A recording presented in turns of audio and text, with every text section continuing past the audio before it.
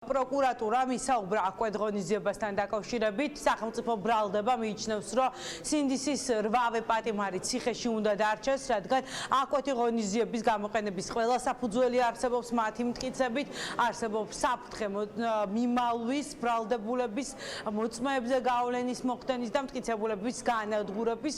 სწორედ ეს სამი არგუმენტი დაასახელა პროკურატურამ. ტრადიციულად შეიძლება ითქვას და მოითხოვა, რომ 8-ვე პატიმარი დარჩეს პატიმრობაში, ბრალდებულები არ გათავისუფლდნენ აქვეთი ღონისძიების სანაცვლოდ. სწორედ დაწესებულებიდან პროკურატურის ამ პოზიციას ბუნებრივია მოყვა უკმაყოფილება, როგორც დაცვის მხარის, ასევე ბრალდებულების ოჯახის წევრები. ჩვენ ახლა შეგვიძლია მოვისმინოთ, რა თქვა სახელმწიფო ბრალდებამ და ამის შემდგომ უკვე მოგახსენებთ, როგორი არის ბრალდებულების ოჯახის წევრების პოზიცია. ბრალდების მხარეს მიაჩნია, რომ ბრალდებულების ვეფხვია კასაძის, ვასილი ყარძელაშვილის, ზვიად ცეცხლაძის, ინსაფ ალიევის, ნიკოლოზ ჯავახიშვილის, თორნიკე გოშაძის, გიორგი გორგაძის და ირაკლი მიმინოშვილის მიმართ გამოყენებული აქვეთის ღონისძიება უნდა დარჩეს ძალაში, ვინაიდან კვლავ არსებობს როგორც მიმარვის, ასევე ახალი დანაშაულის ჩადენის საფრთხეები. პირველი წარდგენის სხდომაზე და მას შემდგომ სასამართლომ უკვე დაადგინა, რომ არსებობდა შესაბამისი მტკიცებულებითი სტანდარტი იმის თაობაზე, რომ ბრალდებულებმა ჩაიდინეს მათზე ბრალად წარდგენილი დანაშაულებული ქმედებები. რაც შეეხება დღევანდელ სხდომაზე, სასამართლომ უნდა იმსჯელოს ბრალდებულების მიმართ გამოყენებული კონკრეტული აქვეთის ღონისძიების მიზანშეწონილობის საკითხზე და გაარკვიოს კვლავ არსებობს თუ არა პატიმრობის გამოყენების აუცილებლობა. აღნიშნული საკითხების გადაწყვეტისათვის სასამართლომ ბუნებრივია უნდა იხელმძღვანელოს საქმეში არსებული მტკიცებულებებით და ისე მიიღოს საბოლოო გადაწყვეტილება. სწორედ ამ წუთებში დაიწყო საქალაქო სასამართლოში დაცვის პოზიციის დაფიქსირება. ახლა შუამდგომობებს აყენებენ ადვოკატები აქვეთი ღონისძიების შეცვლასთან დაკავშირებით. ჯერჯერობით მხოლოდ ერთი ბრალდებულის, ნიკოლოზ ჯავახიშვილის უფლებადამცველმა ისარგებლა სიტყვით გუჯა ავსაჯანიშვილმა დღეს მოსამართლეს შესთავაზა, რომ ელექტრონული სამაჯურის სანაცვლოდ გათავისუფლდეს 20 წლის ახალგაზრდა და მას თუ მოსამართლეს საჭიროდ ჩათვლის ოჯახს შეუძლია, რომ 30,000 ლარი გადაიხადოს გირაო 20 წლის ბიჭის თავისუფლების სანაცვლოდ. უფლებადამცველმა განმარტა, რომ არ არსებობს აქვეთი ღონისძიების გამოყენების არანაირი საფუძველი, რადგან ყველა მტკიცებულება პროკურატურას უკვე წარდგენილი აქვს საგამოძიებო უწყებაში, სასამართლოში დევს ეს მტკიცებულებები და არ არსებობს არანაირი საფრთხე მიმალვის, განსაკუთრებით ელექტრონული სამაჯული დააზღვევს ამ საფრთხეს, როგორც ადვოკატმა დააფიქსირა სასამართლო პროცესზე. უფლებადამცველები ამ წუთებში აყალიბებენ საკუთარ პოზიციას სასამართლოში და ცოტა ხანში გვეცოდინება, როგორი არის მოსამართლე დავით მგელიაშვილის პასუხი. სულ ცოტა ხნის წინ შესვენება იყო გამოცხადებული სასამართლო პროცესზე და პირველებს ჰქონდეს შესაძლებლობა, რომ ბრალდებულების მშობლებს გავსაუბრებოდით. მათი მთავარი ადრესატი დღეს არის მოსამართლე დავით მგელიაშვილი და აქვთ იმედი, რომ შესაძლოა მოსამართლე მგელიაშვილმა სამართლიანი გადაწყვეტილება მიიღოს, თუმცა გაუგნებულები არიან პროკურატურის პოზიციით, რადგან უკვირთ როგორ შეიძლება უსაფუძვლოდ ყოველგვარი მტკიცებულების გარეშე ახალგაზრდა ბიჭების ციხეში გამოკეტვა. იმედი მაქვს, რატო არ ვიცი ამ მოსამართლის, მაგრამ აი პროკურორებს მიუმართავ. სახლში ხო ყავთ შვილები?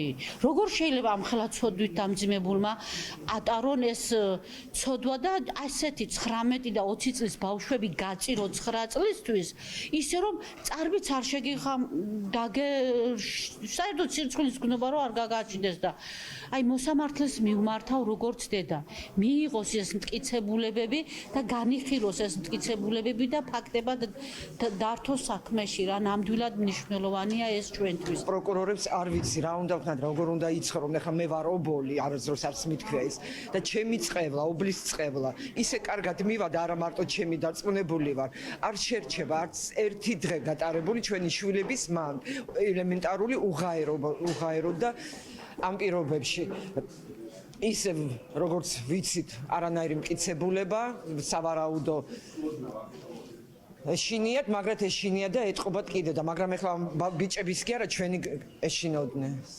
ჩვენი მშობლების ვიდრე აღკვეთ ღონისძიებაზე დაიწყებდნენ სასამართლოში მსჯელობას დღევანდელ სხდომაზე დაცვის მხარემ დააყენა შუამდგომლობები, რომ პროკურატურის მიერ წარდგენილი ვიდეო მტკიცებულებები არ მიეღო სასამართლოს, არ ჩაედო საქმის მასალებში, რადგან ადვოკატების შეფასებით ეს ვიდეო მტკიცებულებები უკანონოდ არის მოპოვებული. აი მაგალითად, ზვიად ცეცხლაძის სახლის შხრეკვის დროს, როგორც ადვოკატი აცხადებს, ნივთ მტკიცებულებად ჩადეს ზვიად ცეცხლაძის სახლში გამომძიებლებმა იმ ადამიანებმა, რომლებიც მისულები იყვნენ, ისეთი ნივთები, რომელიც ზვიადს არ ეკუთვნოდა. გარდა ამისა, ითხოვდა ზვიად ცეცხლაძე, რომ ადვოკატი შხრეკის პროცესს დაასწრებოდა, თუმცა ამის უფლება მას არ მისცეს უფლება, რომ ადვოკატი შესულიყო და ამ საგამოძიებო მოქმედებებში მიიღო მონაწილეობა, როდესაც უფლებადამცველმა მოითხოვა ვიდეო ჩანაწერი, სადაც აღბეჭდილი უნდა იყოს შხრეკის პროცესი, ეს ჩანაწერი მას არ გადასცეს. შესაბამისად, ძალიან ბევრი კითხვა არსებობს, არა მხოლოდ ზვიად ცეცხლაძის შემთხვევაში, ყველა იმ ბრალდებულთან დაკავშირებით, ვინც ახლა განსაზღვრების სკამზე ზის და ამიტომ 8 ბრალდებულის ადვოკატმა დღეს ვიდეო მტკიცებულებების არ დართვასთან დაკავშირებით საკუთარი განაცხადი გააკეთა. პროკურატურას პოზიცია დღეს არ დაუფიქსირებია, მათ თქვეს, რომ დრო ჭირდებათ, რომ დაცვის მხარის შუამდგომლობას პასუხი გასცენ და ითხოვეს, რომ პროცესი გადაიდოს. სწორედ ეს იყო მიზეზი, რის გამოც უკვე აღკვეთ ღონისძიებაზე დაიწყო მოსამართლემ მსჯელობა, რადგან აღკვეთი ღონისძიების განხილვის შემდეგ სხდომა გადაიდება და ჩვენთვის მომავალ პროცესზე გახდება ცნობილი, როგორი არის პროკურატურის პოზიცია ვიდეო მტკიცებულებებთან დაკავშირებით.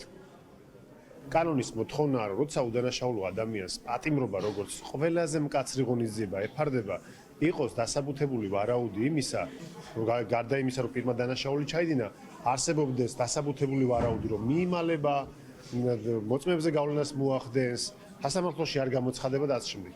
ესეთი დასაბუთებული ვარაუდი ამ საქმეზე არ მოგვისმენია. არც ერთი მტკიცებულება არ დევს საქმეში, რომელიც ამ ვარაუდს დაასაბუთებდა და უფრო მეტიც ის ერთადერთი მტკიცებულება, რომელიც ამ საქმეში დევს, ცნობილებში არის კანონდარღვევით მოპოვებული, მას იურიდიული ძალა არ გააჩნია, რომც გააჩნდეს ამ მტკიცებულებას, ამ ვიდეოს იურიდიული ძალა, მაგ შემთხვევაშიც ამ ვიდეოთი ვერ დგინდება ჯგუფური ძალადობის ჩადენის ფაქტი. არც ერთი პირიდან დღეს მოსამართლე ბატონმა დავით გელიაშვილმა დააზუსტა ეს საკითხი და იკითხა, რომელიმე მათგანი ხო არ იყო ნასამართლები, არც ერთმა წარმოდგენილმა ბრალდებულმა ყველა ამ დასმულ კითხვაზე უპასუხეს, რომ არც ერთი მათგანი არ იყო ნასამართლები. აბსოლუტურად სუფთა, კეთილსინდისიერი წარსულის მქონე პირები არიან ბრალდებული სახით პასუხისგებაში მიცემულები და შესაბამისად წინა პირობა მათი მხრიდან დანაშაულის ჩადენის, რა თქმა უნდა, არ იკვეთება.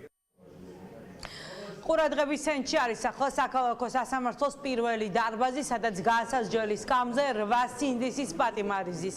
თავისუფლებისთვის მებრძოლები დღეს სიტყვის უფლებით ისარგებლებენ, მას შემდეგ რაც დაცვის მხარე დააყენებს შუამდგომლობებს, ისაუბრებენ აღკვეთი ღონისძიების შეცვლასთან დაკავშირებით, ბრალდებულები მიმართავენ სასამართლოს და ეტყვიან სათქმელს, უნდა აღინიშნოს ის ფაქტი, რომ 8 ბრალდებული თავს დანაშაულოდ მიიჩნევს და საინტერესოა, როგორი იქნება მათი პოზიცია აღკვეთი ღონისძიების შეცვლასთან დაკავშირებით. სავარაუდოდ რამდენიმე საათში გახდება ცნობილი, როგორი იქნება მოსამართლე დავით მგელიაშვილის გადაწყვეტილება, გაუღებს თუ არა ციხის კარს 8 სინდისის პატიმარს, ვინც ახლა სწორედ სასამართლოს გადაწყვეტილების მოლოდინშია.